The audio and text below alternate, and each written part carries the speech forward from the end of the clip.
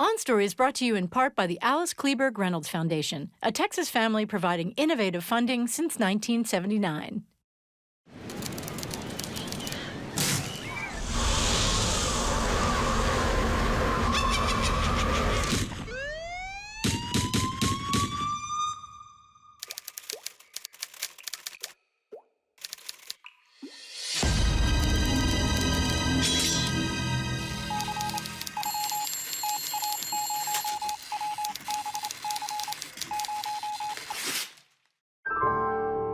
From Austin Film Festival, this is On Story, a look inside the creative process from today's leading writers, creators, and filmmakers.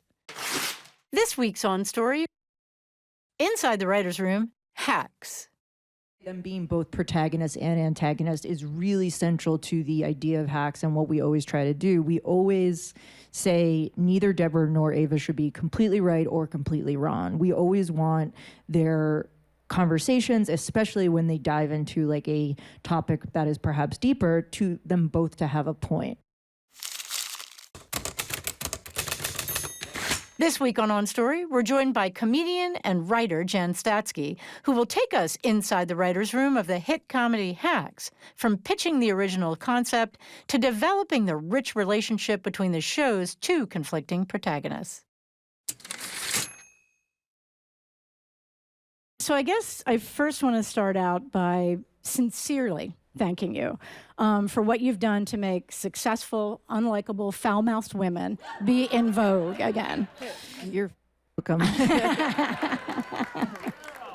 Oh, thank you. Thank you. So I read you have an unusual, I think, situation as far as the creative team for this show.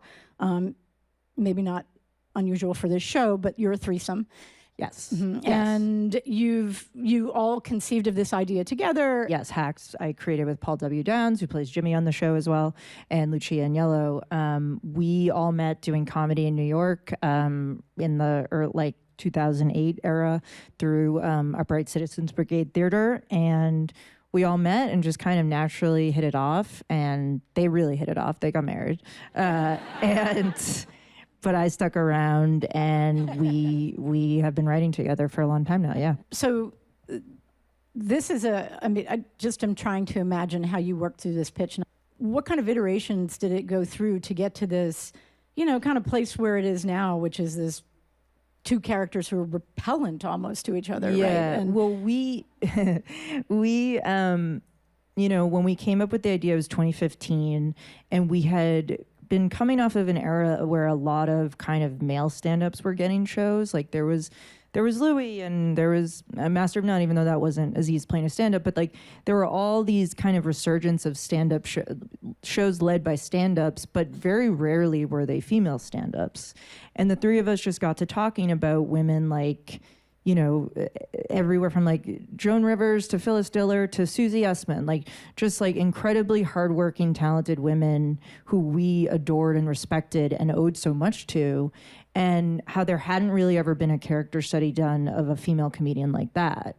And so we started talking about that, and that was interesting to us, but it wasn't until we figured out the Ava angle and that lens as being what the show would really truly be about that it sort of took off. I tweeted a joke about that closeted senator who's sending his son to conversion therapy camp or whatever, and everybody freaked out, and then some of people dug up some I said when I was like 20 years old, and I lost my deal, and now no one will hire me, including you, apparently. So, yeah, my life is pretty much ruined. Oh, your life is ruined. Please, that sounds like a Tuesday for me. Besides, you're just a writer. No one cares. Well, actually, people really do care. It's been a huge problem for me. We talked about, kind of the attitude sometimes we would have towards certain female stand-ups where, like you kind of looked at what some of them did, and maybe you weren't as deferential or realized how important what they did was for you at the time.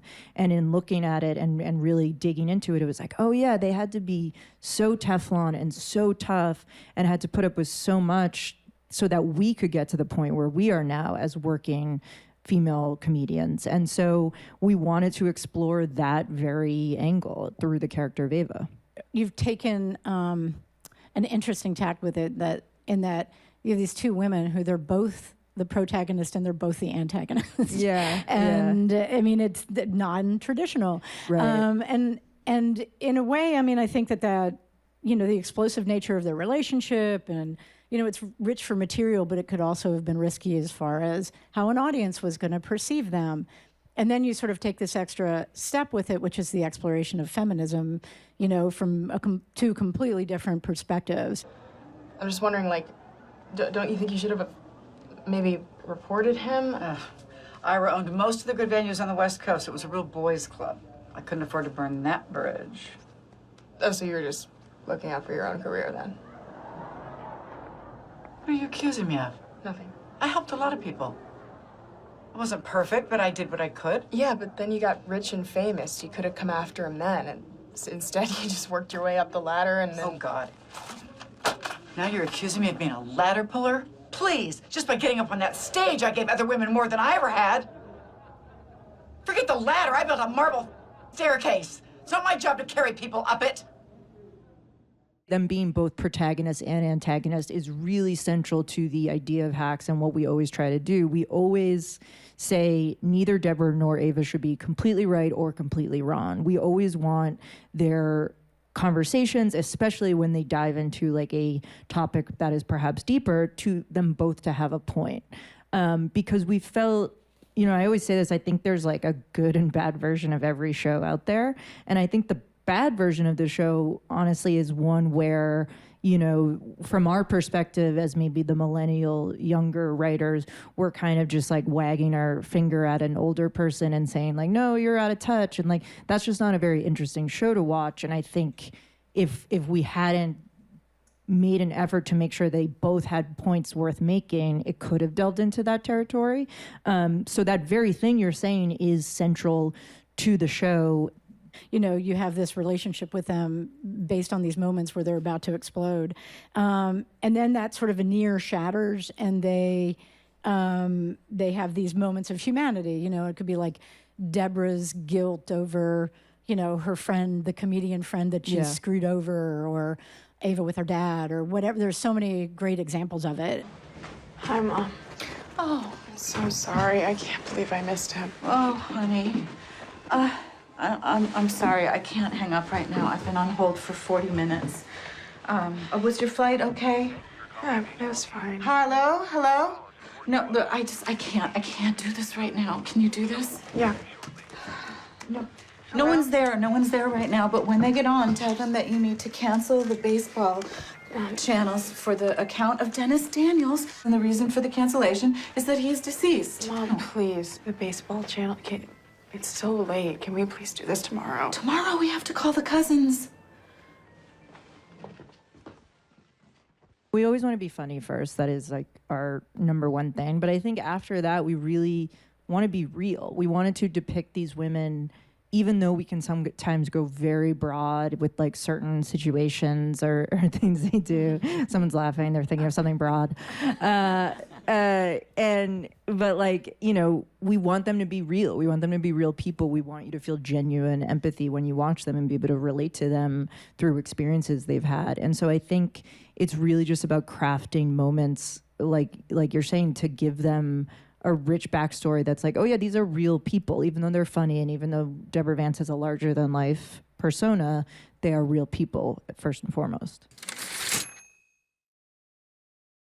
I'd love to hear you talk about the pilot. It is a surprising pilot. The pilot, once we wrote it, we, again, had lived with it for quite some time. And I will say the thing that's interesting about the pilot is that they don't meet until the last scene of the show. And, you know, we did get some, you know, the studio was like, are you sure that you want to keep it like this? Like, and it makes sense. Like, this show lives or dies by the relationship between Deborah and Ava. And so it's a little bit risky to not have them meet till that final scene. And then the chemistry between them has to be so electric and you have to feel it so much that you're like, okay, I get it. I get what this show is going forward. I flew all the way here on Spirit Airlines, even though I didn't want this job in the first place. I mean, the last thing on earth I want to do is move to the desert to write some lame jokes for an old hack. I think you better leave. Yeah. Can I show you to the door? Or would you like to go back up the chimney? Oh, no, I know my way out. By the way, so cool they let you move into a cheesecake factory. Oh, is that where you wait tables? That seems like a better fit. Oh, yeah, I agree, you classist monster. I'd rather slang bang bang chicken and shrimp all day than work here. I mean, what is this, 50 tassels on one couch? Even Liberace would think it's a bit much. Oh, no, you're incorrect. He actually loved it. He did poppers on that couch in '85. But we really felt like the pilot, we wanted to craft it in a way that these women were at their lowest point and they really, against all odds, would welcome each other into their lives. And so it was important to us to set that up throughout the pilot. But yeah, it's not a traditional pilot in that sense. So in the crowd, like, how did you convey to the people that you were bringing on characters and characteristics, like how you wanted these women to come across, to the people you were bringing in who didn't have the benefit of your X many years, 5 years of thinking about it in your head? You know? Yeah. I mean, I think the pilot we had written before any writers were hired or anyone else was hired. We sold the pitch. And so we wrote the pilot. And so we were able to convey a lot of who they were through the page and people reading that and reading our pitch doc. And Deborah, I will say from day one, very clear who she was. And we were so lucky to have Gene sign on pretty early in the process once we sold it. Ava was much more of a challenge to figure out. We knew who she was, but it was less clear than Deborah. And it was as we cast and we saw probably over 500 people for the part. And because it was this tremendous order, we were like, oh, we have Jean Smart. She embodies the tone of the show perfectly. She is both really funny and also can be heartbreaking and dramatic. And we wanted someone who could match that. There were a couple of moments in that first season, and one I think was in particular where I finally sort of get a sense of Ava. So it took a while to kind of understand her psychopathy. Yeah. Deborah's was pretty right there out in the open. And it was this moment, and I'd really love to hear more about how you all came up with this, where she's been left in the desert with a Rolls Royce. And she has that moment, and we find out it's the epiphany is to drive back to the pepper shaker. antique dealer to get that pepper shaker. And which was, an incredible sort of set piece moment in a way. Sell me it! I have nothing left to lose. I'll do it! Put it down. Sell me You it! think you have nothing in common with Deborah Vance? I know you're the same. You're both psychotic. 3 seconds to take the money or I'm gonna do Please think of the Aubergine Macmillan What? I family. don't give a about the Obersheimer villains. They probably own slaves. No, Lemony Snicket. 1, 2, 3. Here. And no, there was no change. You look like hell. Yeah, I had a pretty hard day. I learned so much from her at that moment where you see her give her plea. That was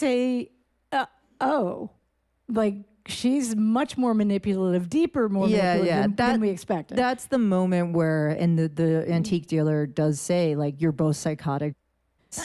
And that is the moment, like many throughout the series, of realizing the similarities between Deborah and Ava and how they are sort of shadows of each other. Like, you see in that moment, she has some of that Deborah in her, certainly. And she also, that episode, I think, is a really important developmental part of Ava's character, because the whole episode is Deborah calling her out for not working hard and reusing her old material. And so, like, this moment where she's like, no, that I'm going back and I'm gonna get this pepper shaker, is her throwing down and being like, I'm gonna show Deborah that I can work as hard as she does. And that is very important, because Deborah, she has a lot of negative qualities, but her work ethic is a positive one. She's an incredibly hard worker, and she really doesn't respect people who aren't hard workers. And so that is a moment where Ava goes and does that, because she's wanting to say to Deborah, like, I see you and I can match you. It was always very intentional that she would start at the point she starts and be kind of, a little bit high in her own supply and bought into the like LA Hollywood world and care more about that, and then would gradually learn the value of hard work through Deborah. which was interesting because I think it's an interesting lesson in crafting a character, because at the beginning of the show, I think a lot of people were kind of put off by Ava. They didn't have a lot of like grace for her, but it was intentional. She was supposed to be bratty and a little bit, of a slacker and caring too much about the wrong things, and we wanted her to evolve through her relationship with Deborah. It was always funny. Before we cast the show, we amongst ourselves, and perhaps this reveals our particular attitudes, but we were like, are people not going to like Deborah because she's like a wealth hoarding, rich person? And then you cast Jean Smart and you're like, oh, she could shoot someone and it wouldn't matter. Like, no one's ever told me they don't like Deborah. And I'm like, she hits Ava in season 1. She physically slaps her.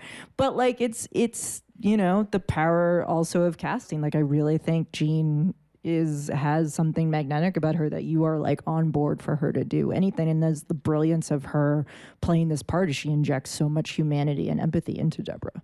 I think this is to me, a really great, it seemed like it was great craft happening in your writer's room, trying to weave those things back in a way they would be even more meaningful when, even though they were funny when we saw them, but now more meaningful than just funny. There's many things that are laid in at the beginning of seasons that then, even at the beginning of season 3, when we're following Deborah through Caesar's palace and she walks by a statue of Caesar and then only to be stabbed in the back at the end of season 3. Like, there's lots of things like that are baked into the writing, and that we're trying to, we feel really lucky because like the people who watch our show are so smart and like appreciate it on a level that we really feel seen and lucky. There's so much out there that in like attention economy way, like, to earn someone's time feels like an even bigger deal now. And so we want to make the show worth people's time.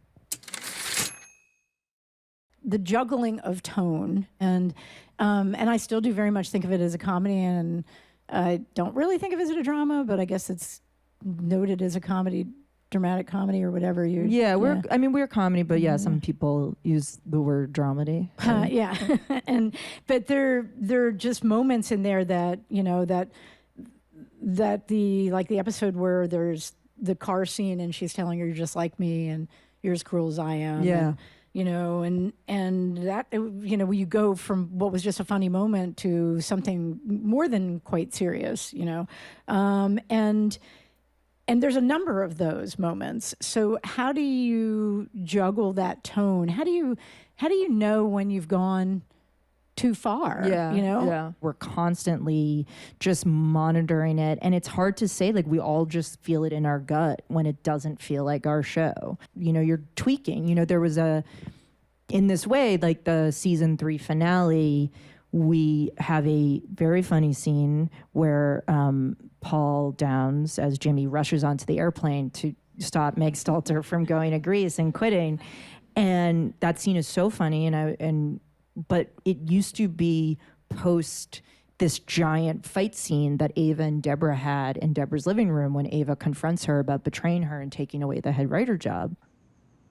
I'm not asking for the business or the world to be fair. I am asking for you to treat me fairly because you owe me that. Stop crying. This is just the way it is. You get your foot in the door so you can prove you can do it. And then if you want to make a change, fine. I cannot give them any excuse. This show has to be bulletproof. It has to work. I've lost way too much for it not to. And you're okay with losing me too? I'm willing to. And it was always written that way, it was shot that way, it was assembled that way in the edit. And then we were watching in the edit, I was like, I am so shook by how intense and brutal that scene in the living room is with Ava and Deborah. Like, I can't then switch back my comedy brain to laugh at the plane scene because it's just too much of a tonal jump. And so we ended up rearranging things and moving it to happen before that, and we had to like cut the end because it then didn't make sense. And all that is to say, like, it's a constant thing. Like, even in the edit, we are still going, are we pushing the tone of this too far in one direction? So I don't say this having ever known a Vegas mayor, but I would say you have picked the perfect Vegas mayor. Yeah, Lauren Wiedemann, huh? She's amazing. Yeah, we are always so happy when Lauren Wiedemann, who plays her, comes to set. It is such a fun character to write. I mean, that's one of the joys of getting to make a show for 4 seasons now, is getting to make all these side characters, you know, her and Poppy Lou's character, Kiki, and you know, Ava's mom, played by Jane Addams, like just all these different people that can populate the world.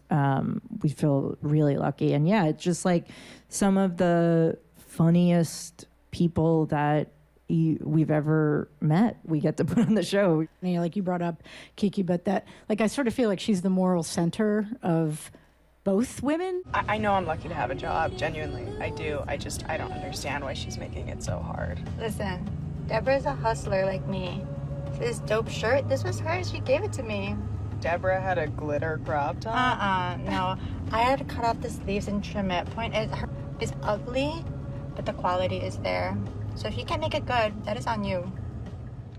And that was important to us too. Like, that's the also the challenge. Like, you want to have secondary characters, but you want to make sure they're not just there to service your main characters. You want to give them their own lives and goals and stories as well. And that is very hard, and when you only have a half hour.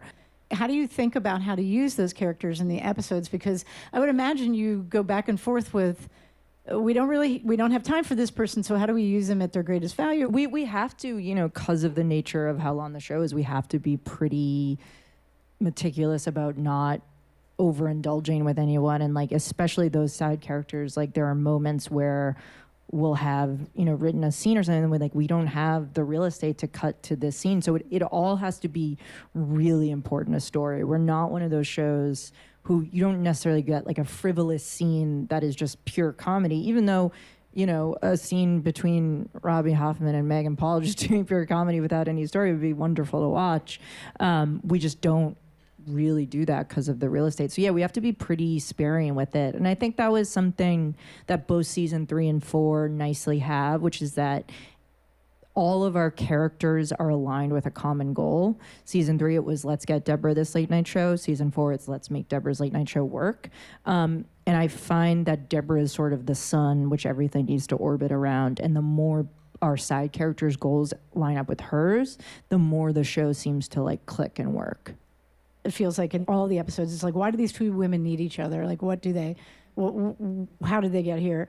But it's when they work together on jokes, and those are, I always want more of them. You know, I always feel like, oh, maybe we'll get another one here, because it's so amazing how they work through the jokes. Even in that very first episode, when she, you know, she cuts her off in the car.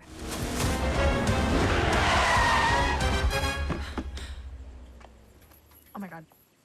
Sending your son to the woods with a bunch of other horny gay teens, the only thing you're going to convert him to is from a top to a bottom. Okay. Now that's a better joke. Oh my God, that's why you almost just killed me? Wait. No. We keep it on the dad. Senator Rogers has been in the closet so long, his wife keeps trying to donate him to Goodwill. Okay, to be clear, these are all problematic. What if it's something like Senator Rogers has been in the closet so long all his friends are mothballs? Mothballs. Senator Rogers has been in the closet so long, it's mothballs. Yeah, That's it. You're good. That's it. Just a brilliant moment, but because it's so interactive, you know, it's like, oh, all of a sudden I'm in here. I think that always we said Deborah and Ava would speak the same language, and that would be the language of jokes. And whether that is them riffing on each other, making fun of each other when they first meet, and then throughout the series, or figuring out jokes together, you know, we really wanted this show to be like a love letter to the creative process and what it looks like to create art and work together. And specifically, you know, the story of making the show is very much the story of the show. It's a show made by 3 people, and we are constantly having that exact type of dialogue. I don't risk running them off the road to do it, but like we are very like, we're constantly emailing each other. We're constantly going like, oh, could it be this? We felt it was not something we'd seen a lot of, that kind of creative process reflected on screen, and especially not between two women. And so it was important to us that that would be a very central part of their relationship and really their love language. You've been watching Inside the Writer's Room, Hacks on OnStory.